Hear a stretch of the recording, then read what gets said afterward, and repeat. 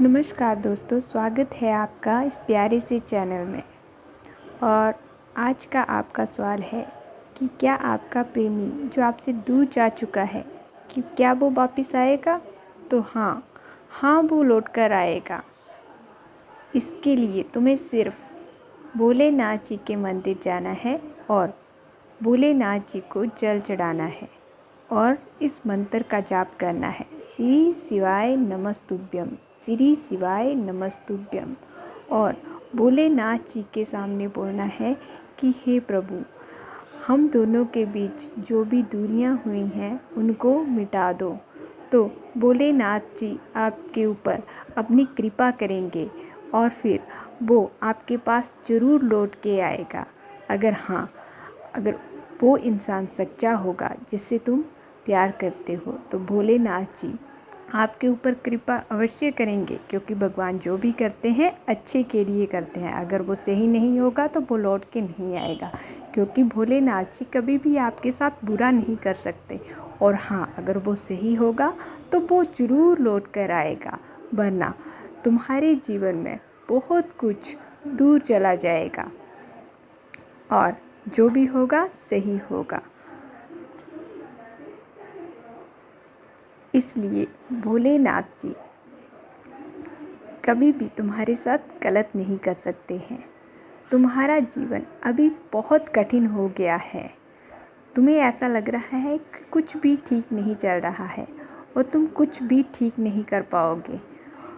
मुझे पता है तुम्हारे अंदर जो कुछ भी चल रहा है वो नॉर्मल चीज़ है। और भोलेनाथ जी सब देख रहे हैं, क्योंकि तुम भोलेनाथ के बहुत ही प्रिय भक्त हो, क्योंकि तुम्हारा मन बिल्कुल साफ है। और भोलेनाथ जी की कृपा हमेशा उन लोगों पर हमेशा बनी रहती है जिनका मन हमेशा साफ होता है। तो तुम प्रतिदिन अपने आप से ही लड़ रहे हो, अपने आप को समझा रहे हो, ऐसा सब कुछ तुम्हारे अंदर चल रहा है। तो ऐसा आपको इसलिए लग रहा है क्योंकि अभी जो है वो आपके अंदर उथल पुथल चल रही है, इस वजह से आपको लग रहा है।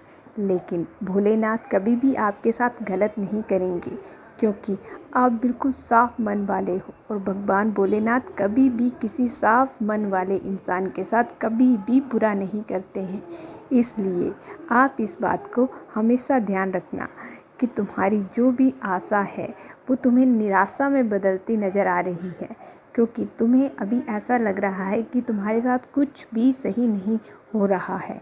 लेकिन ऐसा कुछ नहीं है। भोलेनाथ जिस भी इंसान, जो भी सच्चा इंसान होगा, भोलेनाथ का सच्चा भक्त होगा, भोलेनाथ उसकी पूरी तरह से हेल्प करते हैं, उसे कभी भी निराश नहीं करते हैं। इसलिए अपने आत्मविश्वास को स्ट्रॉन्ग बनाए रखो। इसमें आप खुद को ऐसे मत सोचो कि निराश मत हो, ऐसे मत सोचो कि कुछ भी सही नहीं हो रहा है, बल्कि तुम्हें ऐसा सोचना चाहिए कि तुम्हारे साथ सब सही हो रहा है और सब सही होगा। क्योंकि भोलेनाथ जो है वो कभी भी किसी के साथ बुरा नहीं होने देते। भोलेनाथ अपने भक्त को हमेशा खुश रखते हैं और उनको हमेशा खुश रखेंगे। इसलिए तुम्हें अभी ऐसा लग रहा है कि तुम्हें किसी भी तरह का कोई सुख प्राप्त नहीं हो रहा है। तुम अपनी परेशानियों से लड़ते लड़ते परेशान हो गए हो। कई बार तुम्हारे अपनों ने ही तुम्हें बहुत पीड़ा दी है, तुम्हारे आत्मसम्मान को ठेस पहुंचाई है। पर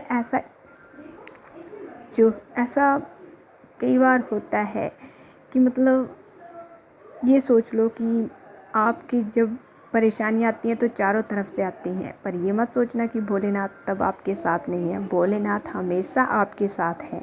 इसीलिए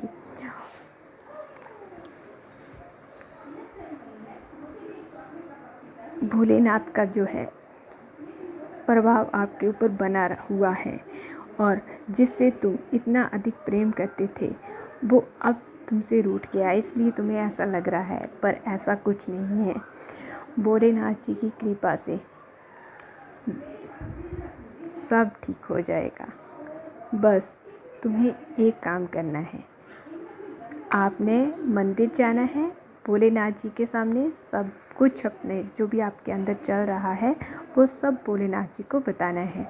भोलेनाथ आपका जो कुछ भी है, जो आपके अंदर उथल पुथल चल रही है, वो सब कुछ ठीक हो जाएगी। जैसे होता है ना, शांत समुंदर की तरह सब कुछ शांत हो जाएगा। कुछ भी ऐसा नहीं रहेगा जो भी आपके दिमाग में चल रहा है, कुछ भी नहीं, ऐसा वैसा कुछ नहीं रहेगा। जैसे तुम्हें अभी ऐसे लग रहा है, तुम प्रतिदिन यही उम्मीद करते हो कि वह आएगा, तुमसे बात करेगा, ऐसा तुम्हारे अंदर चला रहता है, पर हाँ वो नहीं आ रहा, तुमसे बात नहीं कर रहा। इसलिए तुम्हें सिर्फ एक काम करना है, भोलेनाथ जी के साथ बताना है। भोलेनाथ जी स्वयं जाके उसको मनाएंगे, वो खुद आपके पास आएगा, वो आपसे बात करेगा। पर इसके पीछे आपको खुद को पता नहीं होगा कि क्या रीज़न है, क्यों बात नहीं कर रहा है। अब सिर्फ आपको सिर्फ अपनी सिचुएशन का पता है, उसकी सिचुएशन का नहीं है पता कि वो क्यों नहीं आ रहा है आपके पास, क्यों आपसे बात नहीं कर रहा है।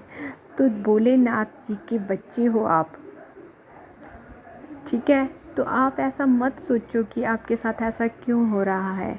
सच बताऊं तो कई बार ऐसा होता है कि वो भी आपसे मिलना चाहता है, पर उसकी कई मजबूरियां हैं, कई परेशानियां चल रही हैं, जिसकी वजह से वो आपसे नहीं मिल पा रहा है। उसकी सिचुएशन को आप नहीं समझ पा रही हो, आप सिर्फ अपनी सिचुएशन को समझ रहे हो, उसकी सिचुएशन को नहीं समझ पा रही हो, ठीक है? तो तुम ऐसा मत सोचो कि वो तुमसे नहीं मिलने आएगा। I am 100% sure that he will come to you. Okay, वो जल्द ही तुम्हारे पास आएगा और फिर सब कुछ सही हो जाएगा, ठीक है? तुम्हें ऐसा लग रहा है कि तुम्हारे साथ जो भी हुआ है वो सही नहीं हुआ है, पर हो सकता है कि उसके अंदर वो बात चल रही है कि उसने तुम्हारे साथ जो व्यवहार किया है उसे उसका पछतावा हो रहा है। उसे ऐसा लग रहा है कि मैंने जो कुछ किया वो गलत किया तुम्हारे साथ, और वो उसी पछतावे की वजह से ही तुमसे दूर है और तुमसे नज़रें नहीं मिला पा रहा है और तुमसे बात करने से टल रहा है, और वो तुमसे इतना दूर जा रहा है।